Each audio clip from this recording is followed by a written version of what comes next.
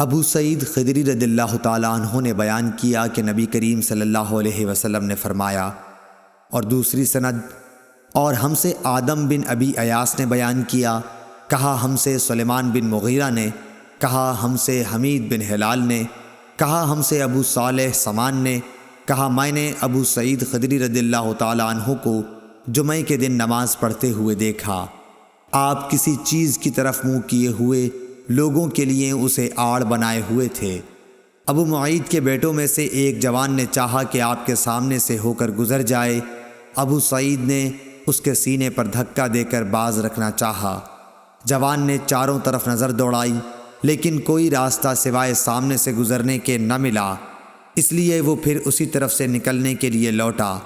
اب ابو سعید نے پہلے سے بھی زیادہ زور سے دھکا دیا۔ اسے ابو سعید رضی اللہ تعالیٰ عنہ سے شکایت ہوئی اور وہ اپنی یہ شکایت مروان کے پاس لے گیا۔ اس کے بعد ابو سعید بھی تشریف لے گئے۔ مروان نے کہا، اے ابو سعید، آپ میں اور آپ کے بھتیجے میں کیا معاملہ پیش آیا؟